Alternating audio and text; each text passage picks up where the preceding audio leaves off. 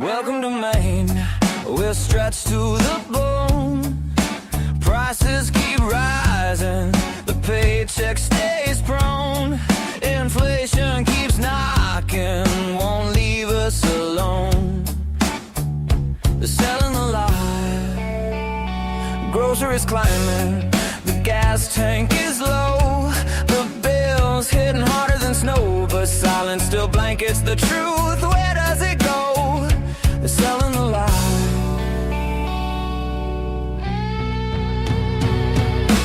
Housing is gridlocked from Portland to the county. Workers commute far past what feels soundly. Talk of solution comes yearly, not loudly. They're selling the lie. They're selling the lie.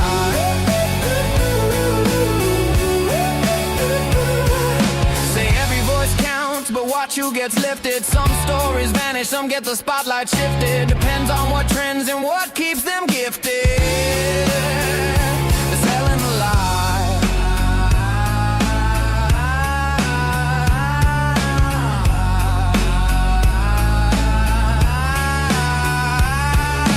I won't believe them, I wanna believe, but truth's always stuck in between. Static and spin, drown the signal again. Nothing is what it seems.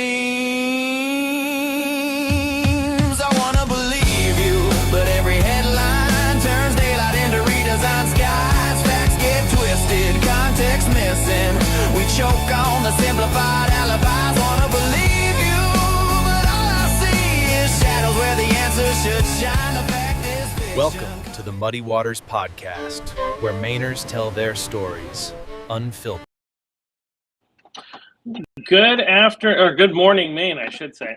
This is Chuck Ellis, and you're watching the Muddy Waters Podcast, and I am your host, Chuck Ellis, and we are here once again for what I'm now, I think, going to start calling Maine Unfiltered with John Fetherston. Give it a fun, catchy title. But just thank you once again for joining, and thanks for all the work that you and the rest of the Maine Wire team do on combating the propaganda arm of the Democrat Party, also known as the mainstream media, that does not report the news but tries to create the news even when it's not there. And so just thank you for everything you guys are doing and for joining me. Well, it's always a pleasure, Chuck. Thanks for having me. It's always I look forward to Tuesdays and spending time with you doing this. Yeah. Well, I appreciate that. So obviously a lot has gone on since the last time we did a podcast, because last week, partly because I was in Texas and you had a ton of stuff going on with the preparations for the debate, we haven't done a podcast in a couple of weeks. But I saw some stuff, but just wanted to quickly recap from your perspective. Because again, I wasn't in the room. I've watched the debate. I did a recap episode with Aaron Chadbourne last week. But what was it like being in the room? And then what are your main takeaways from the Maine Republican gubernatorial debate now that you've had a little bit of extra time to reflect on it? Well, a couple things. I mean, under the leadership of Steve Robinson at the Maine Wire, I think what we showed Maine is that a very small, lean news organization can hold a world-class type of event. We did a pre-game show, we did a post-game show. I think we had a very good rendition of the national anthem. I don't know if you saw that or if you even caught the off mic Jonathan Bush, belting out the national anthem. I'm a big fan of the national anthem and stuff. And Steve Robinson, coming right out of the box and asking probably surprising questions to the candidates right outside the box. That hey, we're here to set the standard right from the get-go, and ask you questions that you're probably not comfortable answering, because Maine needs to make a critical decision on who their next governor is going to be, because things aren't going well in Maine.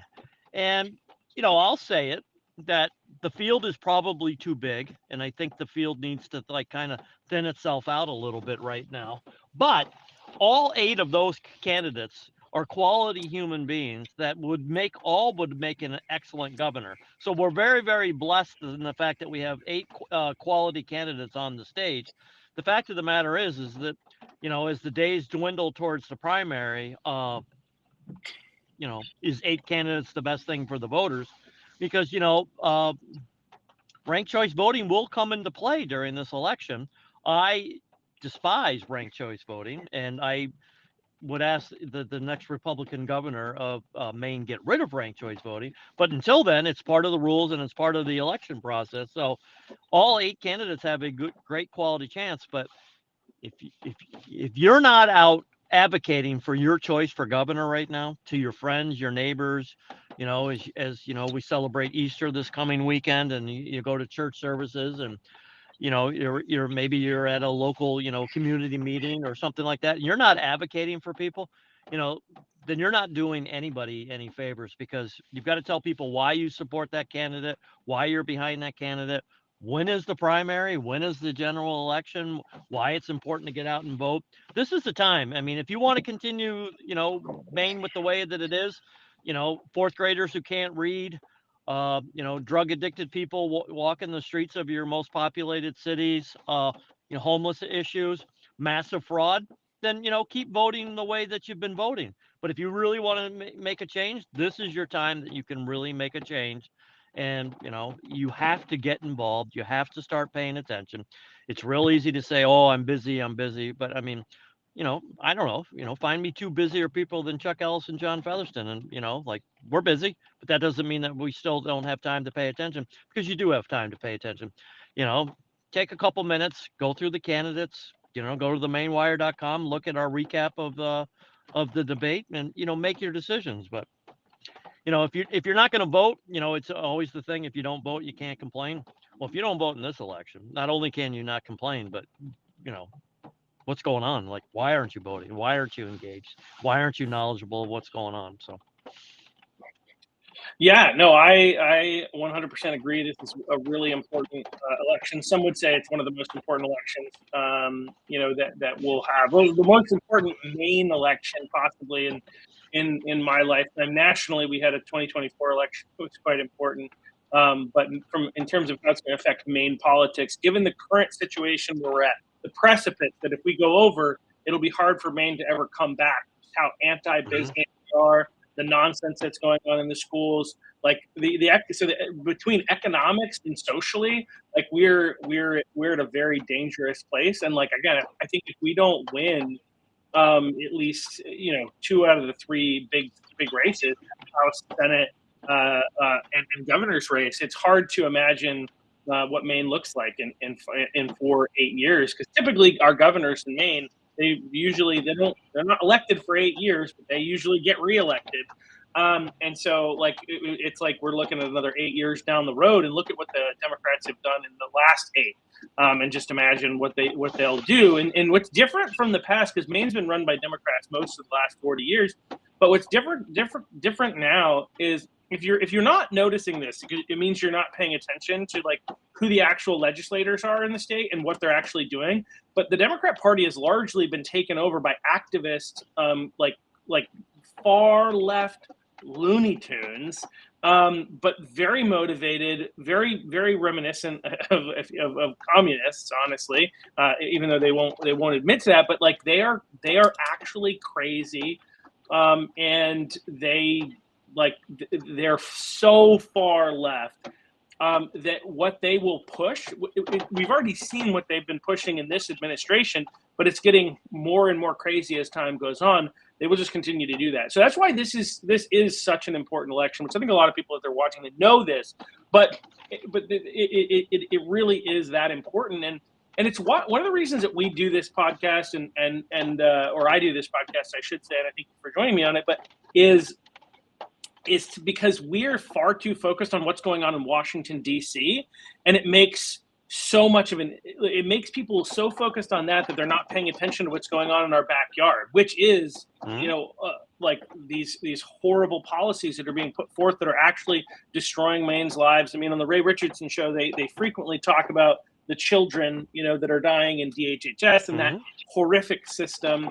And then we also have like just the fact that our children are not educated at the level that they need to be educated at, by any stretch in the imagination, any measurable statistic, any measurable data point we have. And so, yeah, it really is important that we if you care about Maine, that you get out and vote, and you got to vote against the Democrats. You got to vote Republican, even if you maybe don't like Donald Trump, for instance. And I think that's an elephant in the room that I feel like we should talk about, is especially with the ongoing Iran war. There are a lot of people that are like souring on Trump. And as a result, there are concerns of how that's going to impact, obviously, the midterms. Some people have argued that when we bombed Iran in 2025, that basically lost the Republicans nationally the midterms. But I think it's also, unfortunately, because far too many people are focused on what's going on in Washington, it's going to impact our Maine elections too. And I guess, like, what would you say to people to, like, how do we combat that, Jon? I know that's not your job. I'm asking you to be more of an analyst and give advice. Sure. Than talk about the media, like what's going on, which I want to get into some of that other stuff. But I feel like this is one of the big issues that we have to think about, and we have to encourage people to get out and vote Republican. Despite the fact that for a lot of people, regardless of whether or not you think this is good or not, so many people don't. So how do we combat that? Does that make sense? Well, absolutely. But here's it always comes back to all politics is local. 1 out of 4 kids can't read in Maine in the 4th grade. Okay. And people say, "Oh, is that accurate?" It's accurate because that's coming from the Department of Education, their own numbers, their own data. 1 out of 4 kids cannot read. How is that acceptable? When was the last time a school budget ever went down? And I'm not here to say that they should or shouldn't today, but like, school budgets don't go down, but 1 in 4 kids can't. Like, when you and I went to school, and I'm much older than you, Chuck, 1 out of 4 kids couldn't read? No. Maybe 1 out of 700 kids couldn't read, and it's because of other circumstances. We've lowered the floor of our standards. We'll talk about flags and feelings and changing genders, but we don't. I cover a lot of school committee meetings. I have to watch them as a reporter. I don't hear anybody talking about reading, writing, arithmetic. So and you say, well, what's Jon's point? Well, if you don't have good schools, you don't have good property values. You don't have good property values. You don't have, good return on your investment on what you're going through. You've got fraud in these systems, that fraud takes away from being able to help people that need extra assistance. The Democrats always say, we're the party of the people. We take care of the people. Well, you've grown government so big that it's become fraudulent, that you're not really helping the people. And we've exposed that at the Maine Wire by, going in these special needs homes. And these people, they're not getting bathed. They're not getting showered. They're not getting medicine on times because the care provider can't speak English and doesn't know how to read a prescription bottle. And they're not getting, proper meal cycles. So don't tell me that all of these things, and getting back to the local piece, your roads, your infrastructure, your police and your fire, like, you can't grow a police and fire budget. You're always talking about cutting a police and fire budget because, there's not enough money. Well, there is enough money, but it's being stolen out the back door. That you've got to look at all of these have consequences. And I say, I said it this morning. I was on with Ray Richardson as well. Most important job in politics right now is not who's the president of the United States. It's who's on your local school committee. Who's on your local city council. Who's making the decisions that affect your property value, your kids' education, your small business performance. Those are the important issues. So, yes, nobody likes to, talk about, a war. Nobody wants to have a war. But, at the end of the day, the president of the United States, Republican or Democrat, doesn't have as much impact on your family, your livelihood, as your local school committee or your local city council or board of selectmen do. And I just wish people would pay more attention to it, because a lot of people will go in and, I voted for president. Well, who'd you vote for state rep, or who'd you vote for school committee? Well, I didn't know any names, so I didn't vote for any of them. Okay, well, you just did an injustice to somebody. You got to vote for everybody on the ballot. You got to vote. You've got to pay attention. And if you're going to go vote, I don't think it's too much to ask. Find out who you're voting for, or learn a little bit about them, or at least some. But people, oh, I just blanked the president and I walked out and I didn't vote for anybody else down ticket. That's how you lose the House. That's how you lose the Senate. That's how you lose the school committee. That's how you lose a planning board. Because if you don't vote, you don't get to complain. But a planning board in your city affects your life much more than any president of the United States will affect your life. Zoning, property values, projects. People just need to pay attention to a little bit more of that. And you probably struggle with that. Being a chair of a local RNC. I mean, you see it. I mean, local level is not only the minor leagues of building somebody for future offices. It's also the most impactful for anybody that we're going to talk about. Well, one of the things to follow that up is like during COVID when we were locked down, who locked us down? Well, Governor Mills and and Dr. Shaw, who is the leading candidate for DNC governor right now. Yep. It was not anybody in Washington D.C. The person who took away your liberties, and the people who are taking away your rights.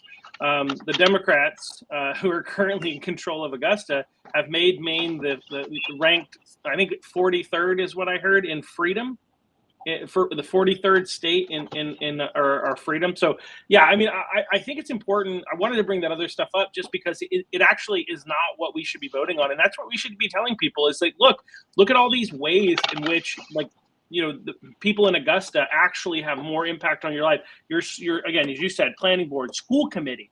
Look at parents' rights in education. Find them, follow them. They posted a video recently showing that there's an organization called Through These Doors that's talking to kids about like their sexting and having conversations about some pretty insane stuff in the school, and parents are largely oblivious to the fact that this is happening. There's a video of Parents' Rights in Education just put out recently, so go and find that on socials. But it was a parent testifying about this. So like, there's a lot of nonsense that's happening in our world, and it's happening at a local level. We need to pay attention to what's going on locally. And I just want to thank Cider and Ryan Michaels for being here and commenting. Some good comments right there in the chat. But yeah, no, you're absolutely right. What happens locally is the most impactful thing, and that's why we need to encourage our friends and neighbors to say, yeah, even if you don't like, again, this is the part that sometimes as Republicans we want to argue with everybody and tell them why Trump is amazing and awesome, and make sure that they worship him too. And I'm frustrated with that in part because we're right now at a time trying to champion somebody that most Americans are against the war in Iran. And so we need to be like, look, regardless of Iran, here in the state of Maine, this is what's causing the problems. And this is how we need to encourage people to vote, not based on what's happening in Washington, D.C. You may love what Trump is doing. Great, wonderful. Your neighbors don't. So that's not going to help us win this election. Okay. And we need to be smart. And so that's really important. So speaking of like nonsense and things that are happening here in the state of Maine, I was actually watching an episode of a podcast from former vice chair of the Maine GOP, Sam Bridges. And while I was doing that, it had Billy Bob Faulkingham on it. And while I was doing that, I happened to notice that the Maine Wire was live and Billy Bob Faulkingham was on. And so I was like, well, why not just hop on and watch that? And so you guys had your live TV episode last night with Billy Bob, and I learned some crazy things that are going on here in the state of Maine. And I thought, like how first of all, can you like explain what exactly is happening? And then we can just be outraged about it. Well, first off, Maine Wire TV is broadcast every day live at 4 o'clock Monday through Friday. You'll get a Substack notice, or you can join us on Facebook. But what is going on with Billy Bob Faulkingham should disgust everybody in this state. Here's what Billy Bob, he's a lobsterman. He makes his living as a lobsterman, and he's also the House of Representative minority leader for the GOP, and a very, very decent man, I will say, a good man. He's a Mainer. His son has a friend a couple of years older than his son that has become a part of the family, like a friend of the family and a part of the family. And this young man had asked Billy Bob if he could ever go out on his lobster boat. Billy Bob, being the nice guy that he is, says, "Yeah, you can come on, tag along, and learn what a lobsterman does." And he brings this nice young man on the boat a couple times with him, and he brings his son with him as well, and teaches him how to pull traps and put bands on lobster claws and everything like that. And because Billy Bob is a good guy, he pays him for it, because the kid's working. He's working for him. Well, the state comes back and says that, Billy Bob is, endangering this kid, by taking him on his boat, saying that, he didn't properly pay this young man. He paid him quite handsomely, actually, because, Billy Bob's a good guy like that. The state's coming after him, and it's obvious to anybody else. They came after him because Billy Bob is a leader in the Republican Party. They purposely targeted him. It's political, retribution. They went after him because he's a Republican. They went after him because he's been the person speaking out most about the fraud that's been going on in the state. So it's a political attack on him. And here's the thing.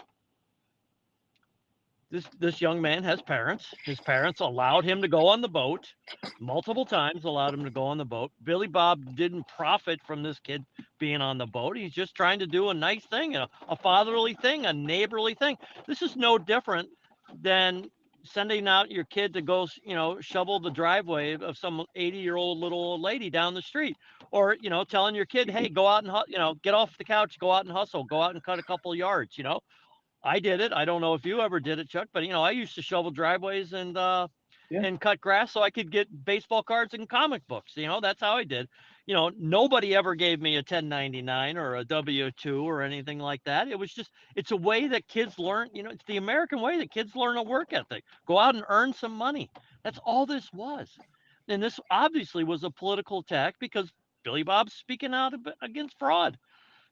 Billy Bob is, and I'll forever be grateful for it. When I was banned from going into the chamber up in Augusta by Speaker Fecto, Billy Bob is the one who came out and got me and said he's coming in. He's with me. He's with me. So Billy Bob's a stand-up guy. He's a man of ethics. He's a family man. He's a man of faith. And he's just being attacked because of all of that. And most importantly, because he's calling out for fraud. But here's the thing. Where are the Democrats on this? And just be factual. And I emailed every Democrat House rep yesterday at 5:00 asking for a comment on how Billy Bob is being treated. As of, it's about 9:50 today on Tuesday, so it's been over 17 hours. I've heard back from one state rep, and that only reason I heard back from the state rep is because I got an automatic reply saying I don't usually read all of my emails, so you might not get a response from me. So more than 70 reps have stayed silent for over 17 hours. What if the shoe was on the other foot and somebody did this to them? What about, like the shoe was on the other foot with Laurel Libby and somebody did that to them? This is the problem with politics right now. You might not agree with political ideology, but you've got to, they're your neighbor. They're your colleague. You're their, a co-worker, for God's sakes. If you're not going to speak out when this type of thing happens, then don't expect me to feel bad for you when this happens to you in the future. Because hopefully it doesn't, because this is just bullying, and this is systematic of the Mills administration, the way she's run the state for the 7.5 last year. She runs it as a bully, not as an executive. This should be outrageous to anybody. Yeah. Republican, Democrat, Independent, everybody should be outraged by this. He wasn't doing anything wrong. This is American values that he was doing. And I think they picked the fight with the wrong guy. I think it's going to be, get the popcorn ready, because, Billy Bob's not going to go away quietly on this one, I don't think. Sometimes it's hard to understand what the heck the Democrats are thinking, but yeah, it doesn't seem like this was a wise decision for sure. But I think like one of the things that like the citations, because I don't know exactly all the details, but like I know one of the things that they were going after him for was like child labor laws. And like the reality is, like, basically it would have been better for him if he had just shown this kid how to do lobstering and paid him nothing, and then he wouldn't even be in trouble. And it's absolutely wild that because he gave a kid some money as a nice gesture, essentially for kind of teaching him, hey, you came out again, as you said, teaching American values, just like this kid came out one or two times, spent some time on the boat, learned how to do it, and he wanted to show him when you work, you get paid, right? And so here's an example of that. And then also, like when the auditors or whoever came to him, I heard him talking about this, right? When the auditors came, he didn't hide this. He just was, even though it was below the dollar limit, he didn't legally have to fill out a 1099, send out a 1099. He didn't have to disclose this information, but he's just an honest, as you said, an honest, honorable, reputable guy. And he was like, yeah, I paid him, and like, cause I got nothing to hide. But also that also one of the other factors that plays into this is that this is an industry where, like, you want to talk about child labor laws. Okay. When I was a kid, my first job was working on a farm, and I was making $3 an hour because that's legal, because it's agriculture. They have a different, wage system because of the type of work that it is. And so and I was like, I don't know how old I was, but it was perfectly legal. The farmers have been doing this for a long time. As I got older, I think I got myself, it might've been 4. It was either 3 or 4, but either way, I think I eventually might've got up to 4 or 5, whatever it was, if I'd been there so many years and I got my license or whatever. I can't remember. Anyway, the point is, though, is like, this is normative for something in that industry, and that's why it is exactly like it is political targeting. And I don't know if they're trying to keep. I know that Billy Bob is running for a Senate seat. I don't know if it's in any way connected with that, or if it's just connected with the fact that, again, as you said, he's speaking up about fraud. But one of the things that I feel like the Democrats in Maine are behaving as though they're going to. And who knows? Maybe they will. We'll see. I mean, this year is going to be a really interesting election. But they're acting as though they're going to be in power forever, and there's no consequences. Number one, there are no consequences for their actions. Number two, like, they don't have to worry about what happens when the Republicans come back in, and what if they did the same types of things? What if Republicans came in and decided that they were going to politically target people who opposed them, right? Like, again, as you said, what if the shoe's on the other foot? But what if it eventually is? Like, that's the thing that I was having. I was emailing back and forth with my representative when they were trying to pass a bill that was essentially aimed at eliminating the freedom of speech or violating the freedom of speech of not abortion clinics, the pro-life centers. And basically it was a couple of years. Yeah, no, it was the pro-life centers. It was the pro-life centers. Oh. So it was basically, the bill was going to limit their speech and say that they couldn't talk about certain things. And I was like, you guys need to think about, like, if you're going to start limiting the speech of organizations that you disagree with, like, what would happen if Republicans take over? And she gave some, like, snooty response or whatever that was like a non-response, but basically like, we're just trying to stop the flow of misinformation. And it's like, according to who? Who gets to decide what's misinformation, right, and what isn't? It's censorship is what it is. State-sponsored censorship is what she was pushing for. And it's like, well, what happens if Republicans take control? What if you don't want them to do that to you? You shouldn't do it to us. But the Democrats play by different rules. And this is where, I don't need to get into Washington, but here in Maine, even the Republicans are too nice in a lot of ways when they get into power. But I actually think that there's an element to that that's really important. I think we have to maintain our morals, but we also have to take advantage of the opportunities that we have, which I don't know that we have done well enough. Oh, absolutely. We have not done well enough. And, and I've reached the point now where I am personally starting to get a little frustrated with, like, have we forgotten how to win in this state? Like, we have massive fraud. We have an audit that just came out and said that we don't even know what we're doing in this state. We don't know where the money's going. We don't even know how it goes. And to me, that's fraud. But on paper, it's mismanagement and lack of oversight. That to me, that's fraudulent things because we expect the government to handle our money properly. But okay, there's massive fraud. The audit says that we don't know what we're doing. We have targeted, Laura Libby, Billy Bob, they've been targeted. And where's the fight? Where is the fight? It's time to take the gloves off and fight back. I believe I'm the number one in believing in diplomacy and getting and coming together in the middle and making decisions that are going to benefit everybody. But hey, man, we've been poked in the eye enough. We've been stabbed in the back enough. It's time to take the gloves off and come back fighting hard. Like where is Janet Mills? Where's Janet Mills on the fraud? Where's Janet Mills on a sloppy audit? Where's Janet Mills on political targeting? Good. I mean, I know she wants to be a United States Senator and she's running and she's obviously not paying attention to what's going on in the state. But the fact of the matter is she's still the, CEO of the state of Maine. Where is the fight? Why is the fight not being taken to her? Number one, she's running for another political office, so I think it's fair game to call her out for this lack of oversight. But the Republicans got to, stand up. I told Trey Stewart the other night up in Bangor when he joined us on, the pregame show for the debate. Time to start holding press conferences right outside of her office door.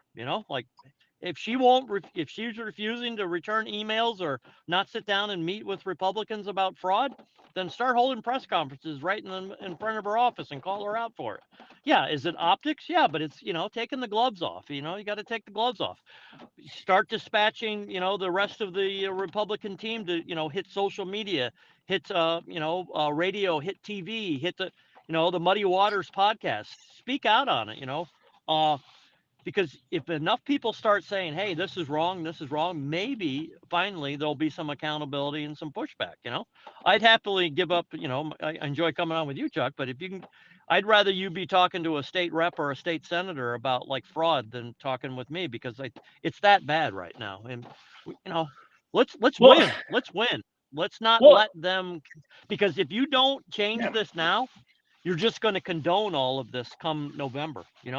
If you don't get change in leadership, from a party, you think the next governor of Maine, if they're a Republican, is going to clean up the fraud? I don't. I think they're just going to go, oh, we got away with that. Sweep it under the rug, and keep that gravy train running because that gravy train just got us reelected. And you're not going to upset that gravy train, And then, and it's a totally separate subject, but only in Maine could most of Maine go, oh yeah, I think it's okay. The Secretary of State oversees her own election. It's not even a partisan issue with me. If it was a Republican, I would be saying it was wrong. If it's a Democrat, I'd be saying it's wrong. You can't oversee an election that you're on the ballot on because it puts you in an unacceptable position. Number one, and number two, Bellows has an agenda that you can easily expose. She wanted to keep Trump off the ballot. She tried to blame Steve Robinson for the missing ballots that showed up in Newburgh. She's got an agenda. Do you think she's going to be objective? Like, over there an election? I don't. And it has nothing to do with it that she's a Democrat. It's just a Secretary of State should not oversee their own election. Yeah. But Maine is like, okay, yeah, no problem. And also look at the way that she wrote the question for question 1 last year and question 2, right? Like she's got evidence that she cannot be unbiased and right. And so like she should not, I agree with you 100%. She should not be overseeing her own election. And like, it's funny. I know that she's been on, different shows like the Ray Richardson show, and she's basically claimed like, well, other people have done it other places. It's like, I don't care if they're Republicans. I don't care if they're Democrats. You should not be overseeing your own election. It's like even if you have checks and balances and we trusted you, it's still unwise, right? And it still looks sketchy unless you lose. So unless you're planning to lose, it looks sketchy. But even still, like even if you lost and then a Democrat wins, we're still not going to trust that you like maybe this was all part of the plan. Who knows? Like it's not good. We should not have a situation in which in which somebody who is in an election is overseeing that election. It's absolutely asinine. But we definitely need to get a Republican in there to be able to stand up to the fraud. But the other point that you made, and I think it's a very astute one, is like, I think this is the frustration. Now, there's two things that I would say about this, right? Because I feel like our representatives get attacked, our Republican representatives get berated by the people of Maine for not doing more when it comes to voting, they actually can't do more, right? There's not much that they can do because they're in the minority. They don't control the committees. They don't, and they go there and they get browbeat every single day, right? By the Democrats who control everything. They try to do stuff, and sometimes they're successful at doing small things, but largely they just lose, and then they go home to the people that voted for them, mad at them for not doing more. So, like, on the one hand, I have a lot of sympathy for our reps. At the same time, your comment about social media, like, my understanding, I keep hearing, like, the fraud that you guys have been uncovering, like, was that not something that they could have uncovered and that they could have exposed? Like, it seems like they've recognized that there's fraud in the government. I don't know, maybe I'm misunderstanding this from our Republican reps. But, like, I think they need to do more, as you said, in getting this information into social media. And I actually think that, like, and there are some that are doing a decent job there, but we need more. Every single rep, for the most part, should be doing regular updates in social media, letting people know what's going on in Augusta, because we don't know without you guys speaking up about it. And there's a lot of shenanigans that are going on there, and we need to highlight that for the people of Maine. To give them something to use when they go and talk to their friends and neighbors, right? It's hard to be like, this is what's going on. And people are like, where's the proof? Where's the evidence? If the people that are representing us are not sharing that information, and, I'm sorry, but a press conference is not what I'm talking about. I think fine, do press conferences, do them outside, Janet Mills' office, go for it. But we need more than just press conferences, because a lot of people are not interested. Again, this is education, but, like, we're doing a 40-minute episode. How many people are going to listen to a 40-minute episode? Not a lot. We need shorter clips. We need people who are more intelligent at getting information out there, which is why we at the Muddy Waters podcast, we create shorts that we then post to social media. Those get a ton of views. So we need to get better at doing this and better at informing the people. And yes, there's a number of people that would love, if they were hearing this, they would just be like, but we need to hit doors, right? We need to do the actual political strategic thing of going door to door and sharing this information. But the social media element matters. Getting news and information in front of conservatives matters, and we need to do better with that.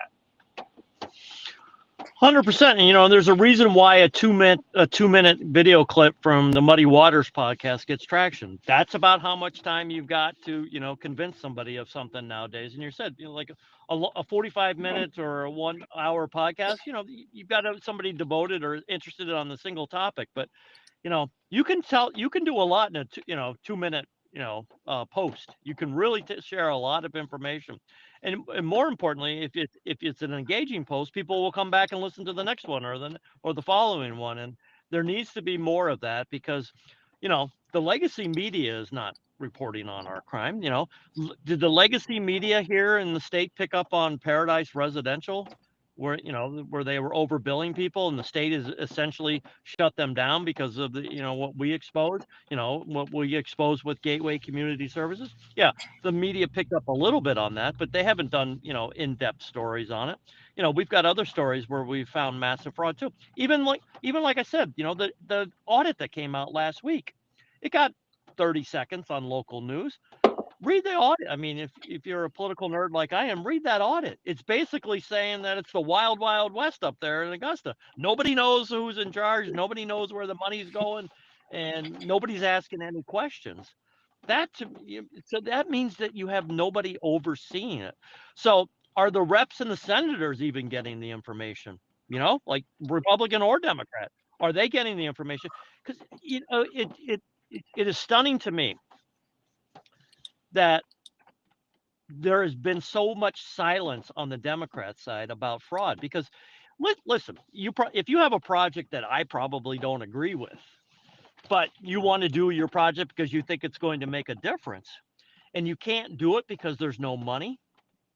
But then you see all of this fraud and you go like, what the hell is going on here? Like, I can't move my agenda because there's no money in the budget, or we can't fix the fact that, 1/4 of all fourth graders in Maine can't read, but we've got all this fraud. Like, why aren't you speaking out about fraud? Because if you don't speak about fraud, it's going to continue. The gravy train is going to continue. It's only going to continue to get worse, which means it's going to affect the programs that you want to put in place. Drive through downtown Lewiston, drive down through downtown Bangor, drive through downtown Portland, and tell me that policies are working. I see homeless people. I see drug out people. I see zombies walking down the middle of the street. I don't care what your political affiliation is. That's not right. It's not right. These are human beings. These are somebody's pride and joy. And we're just ignoring this problem, and it continues to only grow. And Maine is, so well known now throughout the country. Hey, go to Maine. They've got great benefits. They've got good, programs. They've got great GA benefits. If you're an elected leader on any side of the political aisle, how is this not a priority for you? How are you not speaking out about it? Not only, the human tragedy that's going on, but even the financial tragedy that's going on. Like, what is going on here? Who's in charge? Yeah.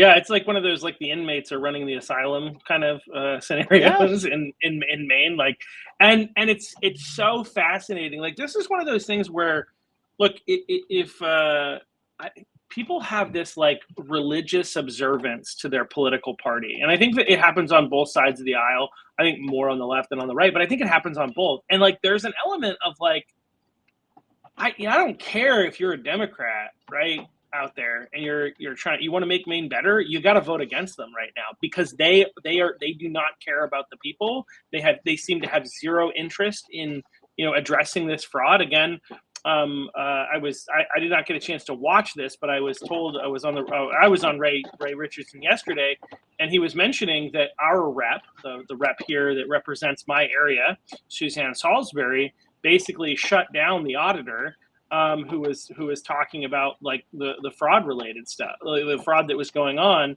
And basically, like, they just don't seem to care. They're trying to frame fraud, legitimate fraud, which I guess is illegitimate, right? But like real fraud that's happening as just a political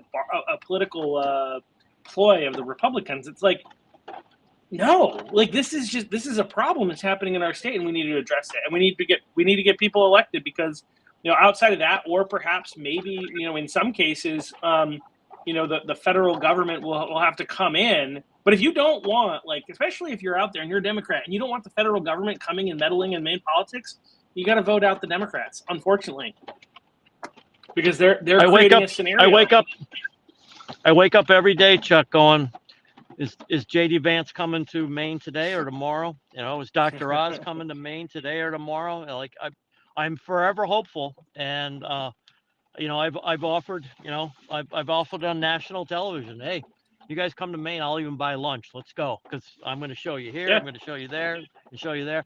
Let's clean it up. Let's stop talking about it, and let's, and I know that the fraud task force from the federal government is just getting started, but hey, let's go, because Maine is easy, because we've already found most of it.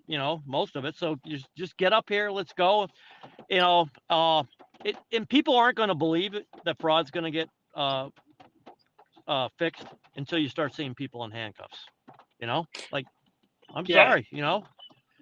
Until the general public sees accountability from the federal and from the local and from the state government, people aren't going to buy it. I mean, at the Maine Wire, especially Steve Robinson has been able to expose so much fraud in the country that it's always like, oh, look, the Maine Wire broke another, fraud story. Okay, yeah, but who was held accountable, And until you see somebody's held accountable, it's like, okay, like what is going on here? And listen, handcuffs will tell the story. Steve and I were at Gateway Community Services when Homeland Security showed up to serve their warrant. one of the biggest regrets in my life was they weren't there when they were there to serve the warrant. I would have loved to have seen, the perp walks there, people in handcuffs and filing cabinets coming out the door, because that's the optic that people need to see. And that's the only optic that people are going to believe that the fraud is actually being cleaned up. Because do you have any faith that, up in Augusta today, that people are going, oh, we got to clean up this fraud? They're like, nope. How many more days are we in office? How many more days till the next election that we can keep this gravy train running? That's what they're really doing. Those are the meetings that are happening. Janet Mills is counting the days, like, whew, when am I out of office? So this doesn't, hold me.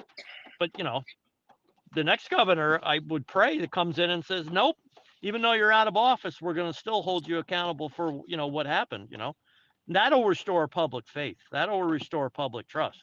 And until we get that, I'm not even trusting of the system right now. No, and that's the thing is, like, again, you like geriatric Democrats out there, they're probably not really watching this, but Democrats out there, like, this is a question for them, is like, okay, you seem to care and you want to do all these No Kings rallies and act like you want accountability, and you don't want one person to be able to get away with doing whatever they want. Like, what about here in Maine? Do you care about what's happening here in Maine? Or do you just, again, religiously trust your party even when they're letting you be robbed blind by criminals? That's the question. But, it's a very good question. It's a very good question, and it's a fair question. But I also do believe that a lot of people, on opposing sides, don't believe the fraud is real because nobody has been arrested. Nobody has been held accountable. Yeah. I mean, our reporting is airtight, and it's very factual, and it's very good, but nobody's been arrested yet. And the key word is yet. Don't forget, Gateway Community Services is in front of the House Oversight Committee. Decca DeLocke and Youssef from Maine, I think, are going to have some explaining to do eventually. Justice takes time, and sometimes Americans don't have patience. I'm fairly convinced there will be some consequences. But Gateway Community Services, unfortunately, is not the only fraud that's going on in the state. There's massive fraud everywhere. Yeah, there's so much. Well, thank you for what you're doing to help expose that and shine a light in these dark corners where people are doing shady business, and just keep up the good work. Hopefully we can get enough people out to vote so that we can actually push for some accountability on a lot of this stuff that's been happening. So I have one question before I go. How do I get a CK hat?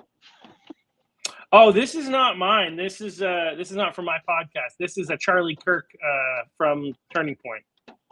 Oh, wow. So, okay. Turning Point USA. That's where you get one of those. But I was actually thinking that you've been on enough. You need some Muddy Waters swag. So we'll figure out what we need to get you.